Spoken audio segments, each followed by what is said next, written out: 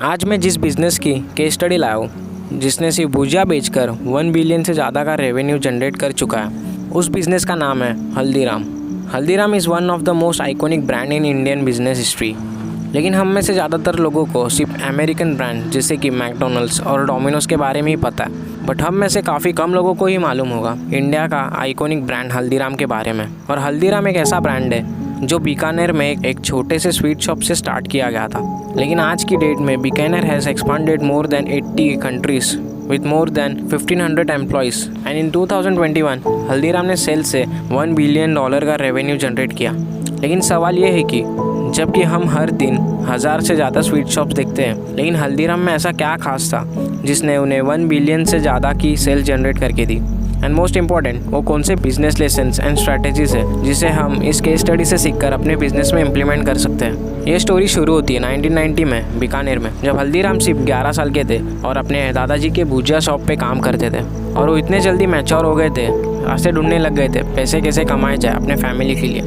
बीकानेर में 100 से भी ज़्यादा भुजिया के शॉप्स थे, लेकिन हार्डली उनके प्रोडक्ट में कोई डिफरेंस था।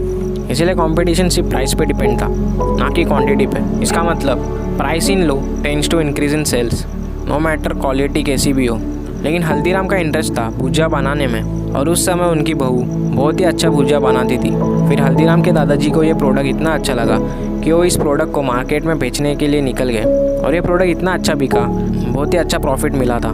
इस प्रॉफिट से पूरी फैमिली खुश हो गई थी, एक्सेप्ट हल्दीराम के, क्योंकि हल्दीराम को कुछ अलग करना था कॉम्पिटिटर से।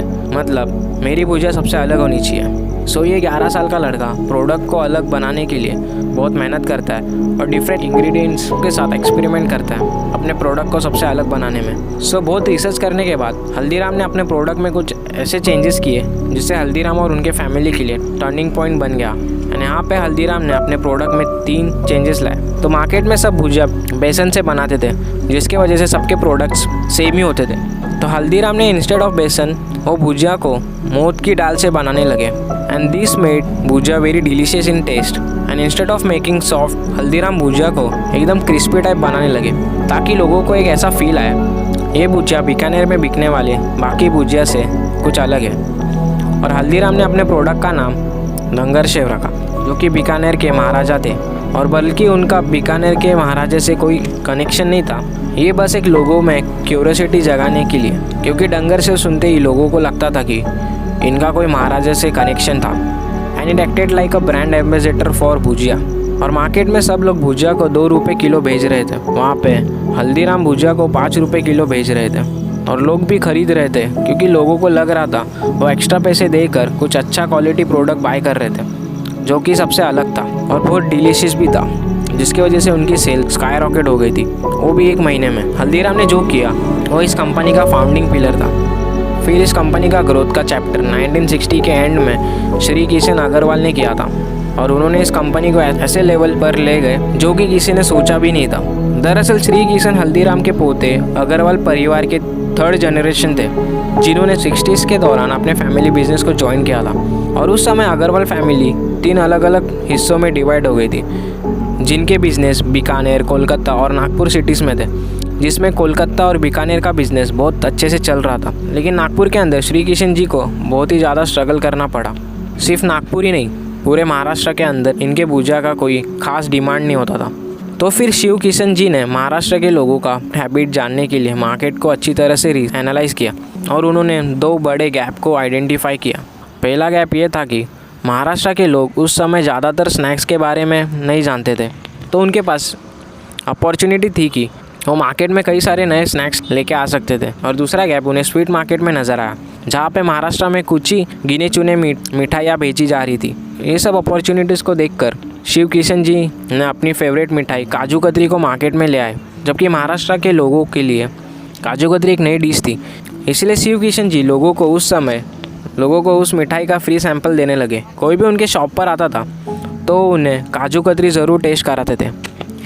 इस मार्केटिंग के कारण कुछ ही दिन में काजू कतरी पूरे नागपुर में फेमस हो गई, और लोगों को काजू कतरी की टेस्ट इतनी अच्छी लगने लगी कि उनकी सेल्स आसमान छूने लगी थी।